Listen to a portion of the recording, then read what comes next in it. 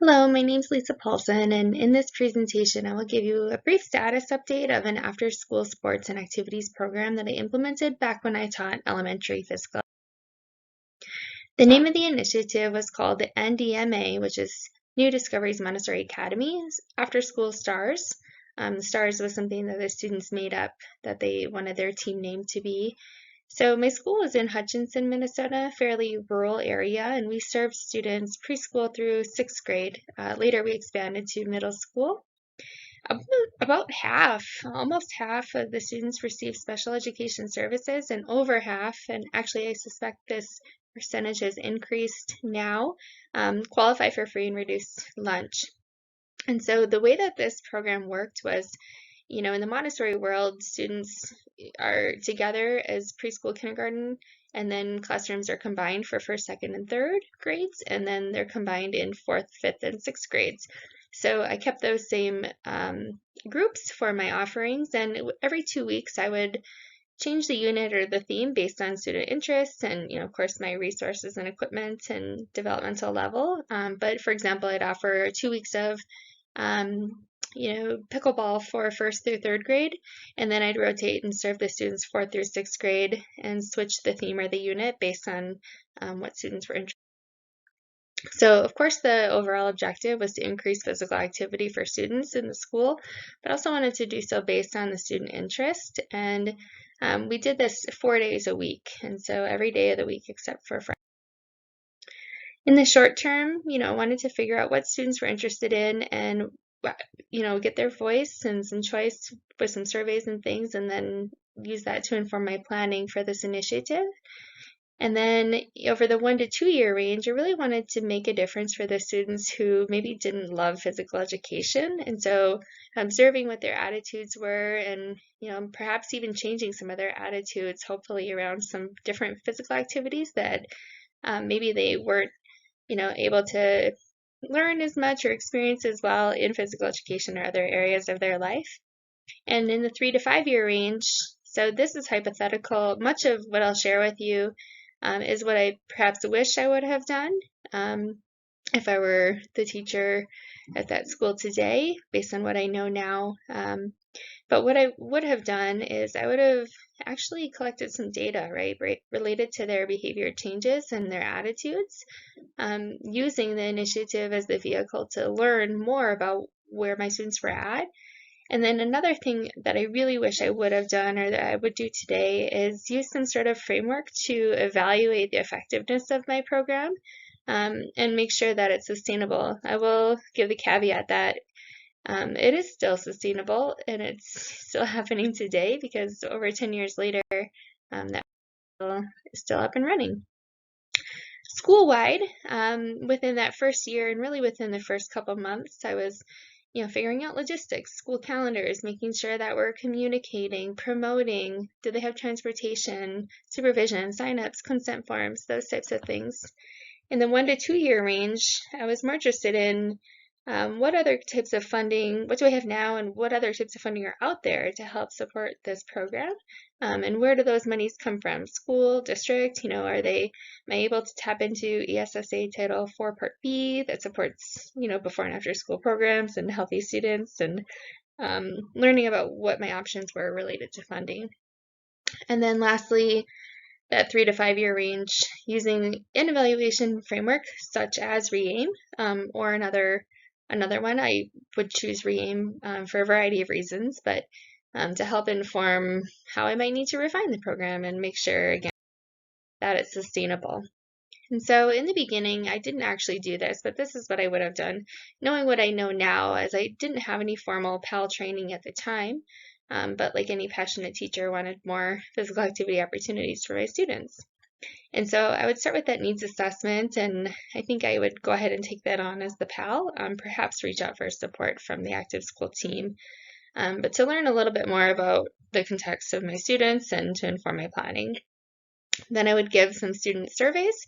I actually did give students surveys, but it was very, very brief, and I've learned a lot more about research and survey development now, and so those surveys that I would administer now would probably look a little bit different. Then using those data to help inform my goals and objectives.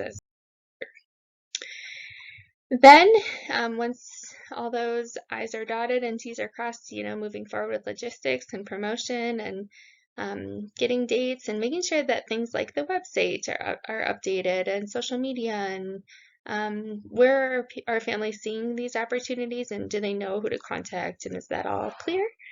And lastly, that evaluation piece, I would probably take on the lead of that role as the PAL, but also would like for administration and other key stakeholders or supportive staff who might be interested in serving on that team.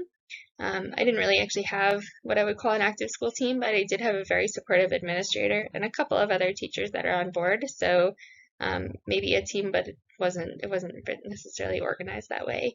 But some sort of evaluation plan to refine and plan to move forward. So what I would have done differently is, start that needs assessment early. And now there's quite a bit of work that's been done with the Active Schools 2.0 and our guiding framework, many of evidence-based practices, school implementation guide. There's so much that I would do differently knowing what I know today, but starting with the needs assessment is a really critical piece for taking into account contextual factors to make sure I'm serving all of my students. And then using those data as well as, student survey results to inform my goals and objectives and actually create some sort of formal document and guide, as I didn't really have anything formal related to a planning document. Administrator approval, setting dates, school calendars, and then using my data to inform my activity and theme selection. And so those are things that I actually did do, but would perhaps refine on what I know today. And promoting the program, there's so many ways to promote the program now, and whatever programs that people are working to inform their families about. But I think social media and websites and electronic ways of communicating have become very popular, but making sure that we're also reaching families that maybe don't have access to those things and ensuring that our program to all of our families and students. And I, again, would use that evaluation framework called RE-AIM, as I think it does a nice job of, breaking down the questions to really consider some things that maybe I wouldn't have considered in the past, and tangible evidence to know if my program is effective, how effective, forward. So key takeaways are I needed more data. Data to, inform my refinements for my program and ensure sustainability, but also as a way to advocate, right, to administration and to stakeholders and go beyond the scope of just this after school sports program, but overall physical education and physical activity promotion.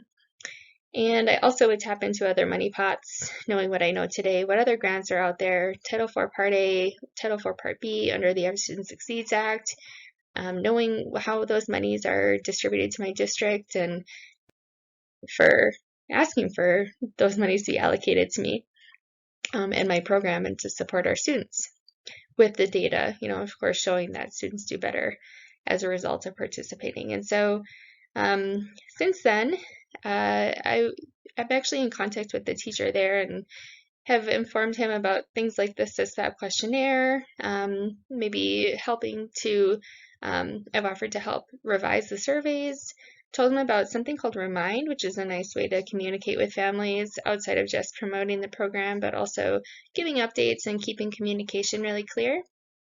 I would strengthen partnerships and, beyond just the scope of community engagement within SysFAB, but also as it relates to maybe more resources for my after-school sports program.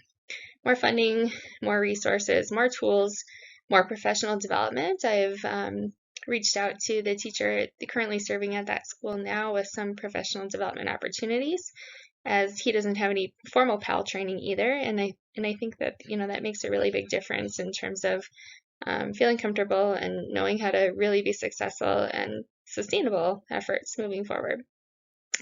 And again, formal development, so collecting some sort of data. So I think I've tapped into maintain and refine, but within the extend piece, I think that, the big thing within policy and advocacy, which is actually one of the elements mentioned in the Active Schools 2.0 guiding framework and school implementation guide, is within policy and advocacy, if something's not working, we can use it to advocate. But also if something is working, like this after school sports program, we can also use that to advocate. And so thinking about how our efforts within physical activity promotion might be related to our wellness policies that do or don't exist, and how we can advocate at different levels.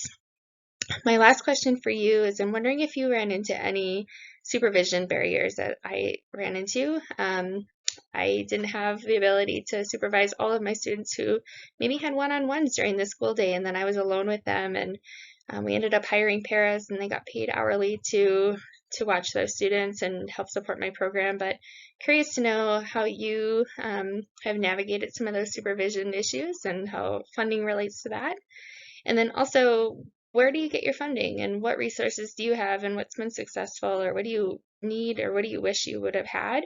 And I have there that the answer is no until you ask. And so I encourage you to ask your administration and whatever other partnerships and stakeholders you have around you. And so that's the end of my presentation, and I look forward to hearing your thoughts and suggestions and for seeing all of your presentations.